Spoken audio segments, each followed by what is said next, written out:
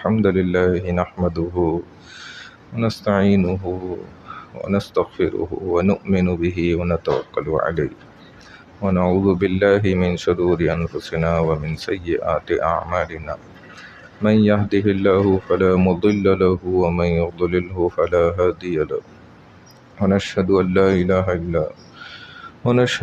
إله إلا الله وحده لا شريك له ونشهد أن سيدنا ومولانا محمدا عبده ورسوله۔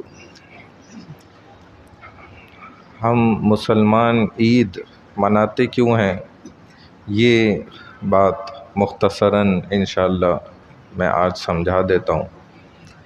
اللہ پاک نے ہمیں رمضان کی نعمت عطا فرمائی۔ رمضان میں اللہ نے ہمارے لیے بخشش کے ڈھیروں راستے پیدا فرمائے، جنت کے سارے دروازے کھلوائے، جنت کے سارے دروازے بند کرا دی جہنم کے، اور شیطان کو جکڑوا کے اللہ نے بند کرا دیا۔ جو نفل نماز اس کے 70 گنا اس کو بڑھا دیا، فرض کے برابر کر دیا نفل کو، اور فرض کو 70 گنا بڑھا دیا۔ اور کہتے ہیں کہ ایک اگر سجدہ فرض کا یہ چھوڑ دیا اس نے اور ساری زندگی تک نفل پڑھتا رہے، اس کے ثواب کو نہیں پہنچ سکتا۔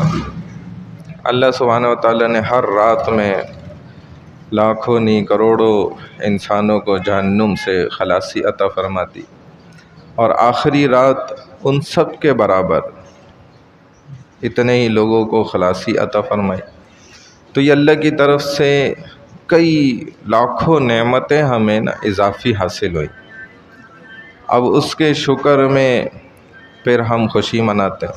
اللہ سبحانہ وتعالیٰ کی طرف سے یہ ضیافت ہے، عید کا دن مبارک ہے، اپنے روٹھے ہوئے کو منانے کا بھی دن ہے، جن سے تعلق خراب ہو گیا ان سے بھی دوستی کرنے کا دن ہے، معاف کرنے کا دن ہے، رواداری کا دن ہے، اور جن لوگوں ہمارے رشتہ دار ہیں وہ ناراض ہیں، قطع تعلقی ہے، قطع رحمی ہے، اس کو جوڑنے کا دن ہے یہ۔ اور دوسری بات کہ رمضان میں چونکہ بہت زیادہ زور اس بات پر لگایا جاتا ہے کہ بھائی اپنی مغفرت کرا لو، اپنی مغفرت کراؤ۔ ہم سمجھتے ہیں کہ اب جب رمضان ختم ہو گیا تو اب گویا مغفرت کے دروازے بند ہو گئے، حالانکہ ایسا نہیں ہے۔ یہ بات بھی ذہن نشین کر لیں کہ اب بھی اللہ سبحانہ وتعالی وہی رب ہیں، اور اب بھی موقع ہے۔ ایسا نہیں کہ موقع ختم ہو گیا۔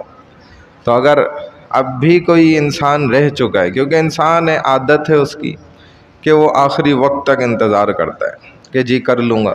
29 دن پورے گزر گئے، 30واں رات کا انتظار کر رہا تھا، وہ بھی نکل گئی، اس سے لیلۃ الجائزہ بھی گئی، عید کے دن بھی چلے گئے، تو سارے موقع نکل گئے، لیکن اب بھی ایک آخری موقع اس کے پاس ہے۔